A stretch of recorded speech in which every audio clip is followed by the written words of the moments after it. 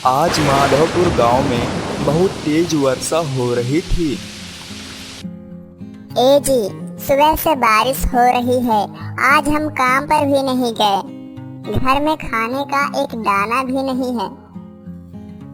कितना अभागा हूँ मैं, अपने परिवार को 2 वक्त की रोटी भी नहीं दे सकता। जी आप रोइए मत। भगवान के घर देर है, अंधेर नहीं। मुझे अपनी चिंता नहीं है। हमारी बेटी पारो भी सुबह से भूखी है। माँ, कौन भूखा है माँ? मुझे भूख ऊख नहीं लगी है।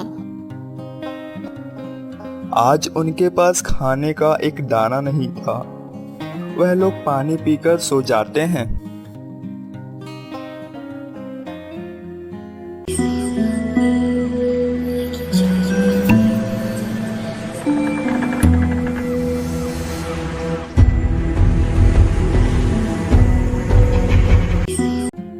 बड़े भाई के पास जाता हूँ, शायद वह मेरी कुछ मदद कर दे।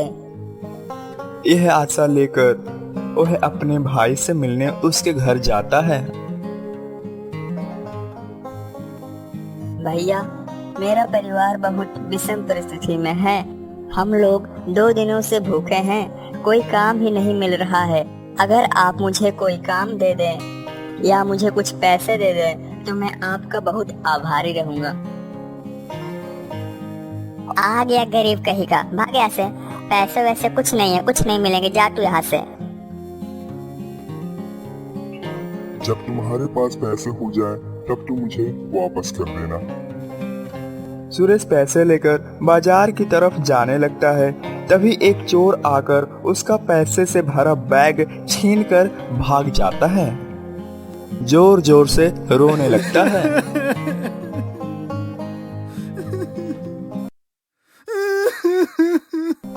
तभी वहाँ एक बूढ़ा व्यक्ति आता है। तुम रो क्यों रहे हो नौजवान? क्या बताऊँ दादा, मैं इतनी बुरी परिस्थिति में हूँ। घर में बीवी बेटी भूखे हैं। भाई से पैसे मांगकर बाजार जा रहा था, तभी एक चोर आया और मेरा पैसों से भरा बैग लेकर भाग गया।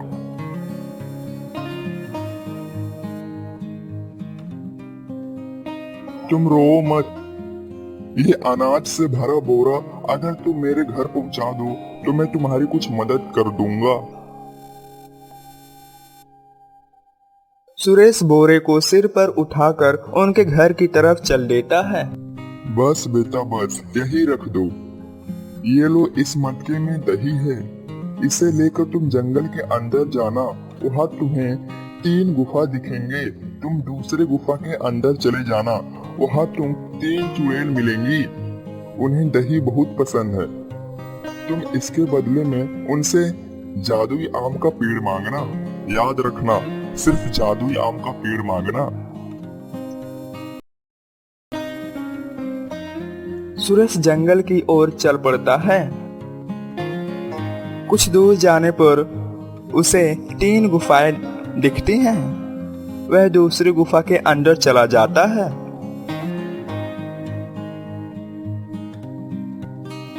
इस मटके में दही है। सच सच तुम सही कह रहे हो। हमें दही बहुत पसंद है। तुम्हें हमें दे दो। इसके बदले में हम तुम्हें सोना, चांदी, हीरे, जवाहरात, जो तुम मांगोगे, जो तुम चाहोगे, हम देंगे। नहीं, इसके बदले में तो मुझे सिर्फ जादुई आम का पेड़ चाहिए।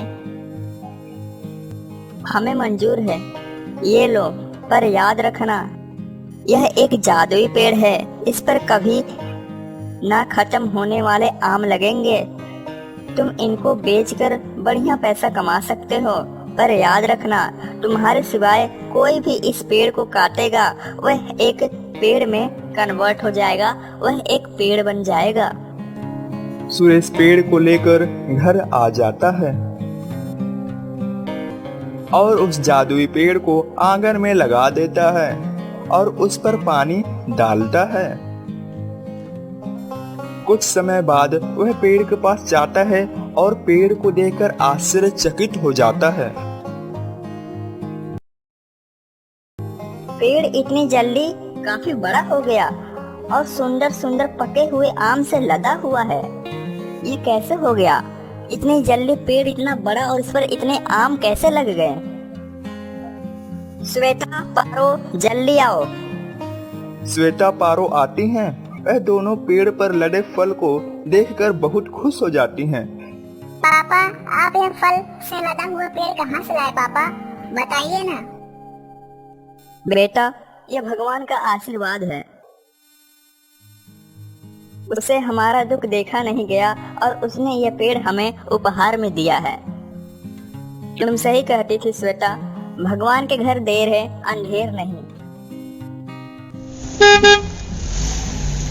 अब सुरेश तर्क भर भर कर आम बड़े बड़े सीटी में भेजने लगा। बड़े बड़े व्यापारियों के साथ उसका कनेक्शन हो गया और वह बढ़िया पैसा कमा रहा था। और अब वह खूब ज्यादा पैसा कमाकर उसने अपना एक बड़ा सा घर बनवा लिया और खुशी खुशी रहने लगा। अपने भाई के पैसे लौटाने के लिए वह कार से उसके घर जाता है। भैया, आपने मुझे जितना पैसा दिया था, ये लीजिए उससे 10 गुना। मैं आपका बहुत आभारी हूँ कि उस परिस्थिति में आपने मेरी मदद की। सुरेश भाई को पैसे देकर वापस घर आ जाता है और इधर सुरेश की भाभी को सुरेश की तरक्की देखकर बहुत जलन होने लगती है। सोनू के पापा, ये गरीब रातों रात अमीर कैसे हो गया? मुझे तो दाल में कुछ काला लगता है। छोड़ो ना, मेरा भाई गरीबी से बाहर निकल आया, इस बात की मुझे बहुत खुशी है। सोनू की मम्मी से रहा नहीं गया और वह शाम को सूरज के घर चली जाती हैं। और सुरेश श्वेता की बातें चुपके से सुन ली। तो ये माजरा है, ये सब जादुई पेड़ का कमाल है। आज मैं इसे काट दूंगी, तब देखती हूँ ये गरीब कैसे अमीर होता है। ये गरीब गरीब ही रहेगा, अमीर तो सिर्फ मैं रहूंगी। हाथ में कुल्हड़ी लेकर सोनू की मम्मी आम के पेड़ के पास चली जाती हैं और उसे काटने लगती हैं। तभी अचानक वह एक आम के पेड़ में बदल जाती हैं। अरे दैया, ये क्या हो गया? अरे माई रे माई, हे भगवान माफ कर दीजिए मुझे। अब मैं किसी दूसरे को देखकर नहीं चलूंगी, जो मेरे पास है उसमें खुश रहूंगी। हेलो दोस्तों, आपको ये वीडियो कैसी लगी कमेंट बॉक्स में जरूर बताइएगा। मैं आपसे ये कहना चाहता हूँ कि YouTube की तरफ से हमें एक नोटिस मिली है, जो देखकर मैं तो बहुत ही बुरा फील कर रहा हूँ कि इतना मेहनत करता हूँ आपके लिए, लेकिन 100% लोग जो हमारी वीडियो को वॉच करते हैं, देखते हैं, अपना प्यार देते हैं, लाइक करते हैं, कमेंट करते हैं, शेयर करते हैं, लेकिन यार 97.5% लोग ऐसे हैं जो हमारे चैनल पर आते, हमारे वीडियोस को देखते, पर हमारे चैनल को अभी तक सब्सक्राइब नहीं किए हैं। और ओनली 2.5% लोग हमारे चैनल को सब्सक्राइब किए 100% में से। दोस्तों एक बात बताऊं, सब्सक्राइब करने में आपका कुछ नहीं जाएगा, पर मुझे बहुत कुछ मिल जाएगा। जिस दिन मेरे चैनल पर 1 सब्सक्राइबर बढ़ते हैं ना, उस दिन मेरे अंदर एक जोश आ जाता है कि मैं कर सकता हूँ। उस दिन मेरे मन में आता है कि अपने ऑडियंस को कुछ ऐसा दूं कि और सब्सक्राइबर बढ़े। मेरे अंदर एक हिम्मत आती है कि मैं अच्छा करूं कि सब्सक्राइबर और ज्यादा इंक्रीज हो। जिस दिन मेरे चैनल पर अच्छे व्यूज आ गए, 10-15 लाइक्स आ गए, मुझे बहुत ही अच्छा फील होता है और मैं बहुत ही मेहनत के साथ काम करना स्टार्ट कर देता हूँ। देखिए कल की वीडियो छोटा भी, जिस पर 700-800 व्यूज आए हैं, मुझे बहुत ही अच्छा लगा और इसलिए मैं ये वीडियो बनाया हूँ, जिसमें मैक्सिमम 3 डेज लगे, 3 से 4 दिन लगे इस वीडियो को मुझे बनाने में। और मैं आशा करता हूँ कि इस वीडियो पर आप जरूर अपना प्यार देंगे। सो थैंक यू जो हमारे चैनल को सब्सक्राइब किए हैं, जो नहीं किए उन्हें भी धन्यवाद कर लीजिए। मिलते हैं अपनी नई वीडियो में। Okay, bye bye.